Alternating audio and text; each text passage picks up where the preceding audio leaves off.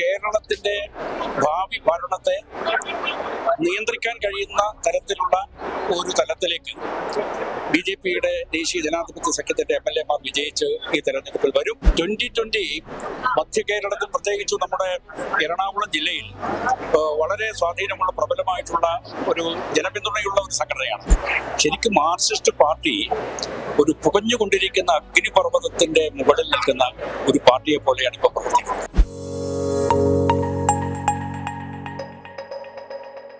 നമസ്കാരം. കേരളം നിയമസഭാ തെരഞ്ഞെടുപ്പിന്റെ ചൂടിലേക്ക് കടക്കുകയാണ്. ബി.ജെ.പിയെ സംബന്ധിച്ചിടത്തോളം പോയ വർഷങ്ങളെ പോലെ ഈ വർഷം ബി.ജെ.പി വലിയ പ്രതീക്ഷയാണ് കേരളത്തെ സംബന്ധിച്ചിടത്തോളം കാണുന്നത്. NDA ദേശീയ ജനാധിപത്യ സഖ്യത്തിനകത്തേക്ക് പുതിയ പാർട്ടികൾ വരുന്നു.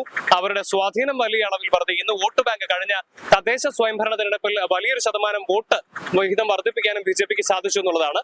ഈ ഒരു തെരഞ്ഞെടുപ്പിൽ ബി.ജെ.പിയുടെ സാധ്യതകൾ എന്താണെന്നതിനെ കുറിച്ച് ഇന്ന് നമ്മളോട് സംസാരിക്കുകയാണ് ബി.ജെ.പിയുടെ ദേശീയ സമിതി അംഗം C.K. പത്മനാഭൻ. അദ്ദേഹത്തിന്റെ വാക്ക്. പണ്ട് ഒരിക്കലും കണ്ടിട്ടില്ലാത്ത തരത്തിലുള്ള ജനവികാരത്തിന്റെ വളരെ അനുകൂലമായിട്ടുള്ള വലിയൊരു വേലിയേറ്റം, ബി.ജെ.പിക്ക് അനുകൂലമായ വേലിയേറ്റം ഈ തെരഞ്ഞെടുപ്പിന്റെ തുടക്കത്തിൽ തന്നെ നമ്മുടെ കേരളത്തിൽ കാണുകയാണ്.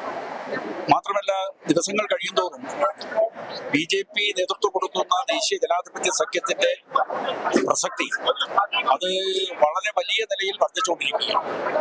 അതുകൊണ്ട് വളരെ വലിയ പ്രതീക്ഷയാണ് ഞങ്ങൾ. പ്രതീക്ഷ മാത്രമല്ല, ഞങ്ങൾ കേരളത്തിന്റെ ഭാവി ഭരണത്തെ നിയന്ത്രിക്കാൻ കഴിയുന്ന തരത്തിലുള്ള ഒരു തലത്തിലേക്ക് ബി.ജെ.പിയുടെ ദേശീയ ജനാധിപത്യ സഖ്യത്തിന്റെ എം.എൽ.എമാർ വിജയിച്ച് ഈ തെരഞ്ഞെടുപ്പിൽ വരും എന്നുള്ള കാര്യത്തിൽ യാതൊരു സംശയം. ഇപ്പം നിങ്ങളുടെ സംസ്ഥാന അധ്യക്ഷൻ പറഞ്ഞത് സാധാരണ പോലെ 1-2 സീറ്റ് ജയിക്കാനല്ല, ഇത്തവണ ഭരണം പിടിക്കുക എന്നുള്ളത് തന്നെയാണ് ബി.ജെ.പി ഉദ്ദേശിക്കുന്നതാണ്. അത് തന്നെയാണ്. അത് തീർച്ചയായിട്ടും അത് തന്നെയാണ്.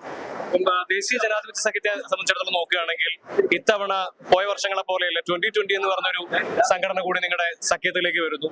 2020യുടെ വരവ് നിങ്ങളുടെ സാധ്യതകൾ എത്രമാത്രം വർദ്ധിപ്പിച്ചിട്ടുണ്ട്? 2020 മധ്യ കേരളത്തിൽ, പ്രത്യേകിച്ച് നമ്മുടെ എറണാകുളം ജില്ലയിൽ വളരെ സ്വാധീനമുള്ള പ്രബലമായിട്ടുള്ള ഒരു ജനപിന്തുണയുള്ള ഒരു സംഘടനയാണ്. അതുകൊണ്ട് അവരുമായിട്ടുള്ള കൂട്ടുകെട്ട് ഈ തെരഞ്ഞെടുപ്പിൽ ജയസാധ്യത വർദ്ധിപ്പിക്കും എന്നുള്ള കാര്യത്തിൽ സംശയം. നിരവധി സെലിബ്രിറ്റികളാണ് കഴിഞ്ഞ ദിവസം 2020യുടെ സ്ഥാനാർത്ഥികളായിട്ട് വരുന്നത്. അപ്പൊ NDAയിലേക്ക് സാധാരണ നമ്മൾ പറയും ഇത്തരം സെലിബ്രിറ്റികളൊക്കെ വരാൻ മടിക്കണം. അപ്പൊ 2020യുടെ ആകുമ്പോൾ അത് കുറെ കൂടി ഒരു എളുപ്പമായിരിക്കും എന്നുള്ളതാണോ, അതോ അവര് നിങ്ങളുടെ രാജ്യത്തിൽ ആകർഷണമായിട്ട് വരും? ഈ സെലിബ്രിറ്റികൾക്ക് വരവ് അത് വലിയൊരു അവരുടെ ഘോഷയാത്ര പോലെ അവർ വരികയാണ്. അത് ഈ മാറിക്കഴിഞ്ഞിട്ടുള്ള രാഷ്ട്രീയ സാഹചര്യത്തിന്റെ ഒരു സവിശേഷമായ രൂപമാണ്. അതിൽ കൂടി നമുക്ക് കാണാൻ വേണ്ടി കഴിയും. എന്തൊക്കെയാണ് വിജയം 100%? തീർച്ചയായും. ഇപ്പൊ കണ്ണൂരിലെ കഴിഞ്ഞ ദിവസം CPM-ന്റെ കോട്ടയാണെന്നാണ് പറയുന്നത്. അവിടെ CPM-ന്റെ 2 പ്രധാനപ്പെട്ട ജില്ലാ സെക്രട്ടറി അംഗങ്ങളാണ് CPM ബന്ധം ഉപേക്ഷിച്ചിരിക്കുന്നത്. അപ്പൊ ഇത് പാർട്ടി കോട്ടകളിൽ വിള്ളൽ വീഴുന്നുള്ളതാണ്. ശരിക്കും മാർക്സിസ്റ്റ് പാർട്ടി ഒരു പുകഞ്ഞുകൊണ്ടിരിക്കുന്ന അഗ്നിപർവ്വതത്തിന്റെ മുകളിൽ നിൽക്കുന്ന ഒരു പാർട്ടിയെ പോലെയാണ് ഇപ്പോൾ പ്രവർത്തിക്കുന്നത്. കാരണം ആ പാർട്ടിക്കുള്ളിൽ നിന്ന് പുറത്തു വരുന്ന വളരെ തലമുതിർന്ന സഖാക്കൾ അവര് പുറത്തുവിടുന്ന പാർട്ടി രഹസ്യങ്ങളുണ്ട്. പാർട്ടിക്കകത്ത് നടക്കുന്ന ജീർണതയുടെ, കെട്ടുനാറിയ അഴിമതിയുടെ, സുജനപക്ഷപാതത്തിന്റെ, സങ്കുചിത താല്പര്യങ്ങളുടെ, ഇതിന്റെ എല്ലാം ഓരോരോ കാര്യങ്ങളാണ് ഈ നേതാക്കന്മാർ പുറത്തു വരുന്നതോടുകൂടി ജനങ്ങൾക്കറിയാൻ വേണ്ടി കഴിയുന്നത്.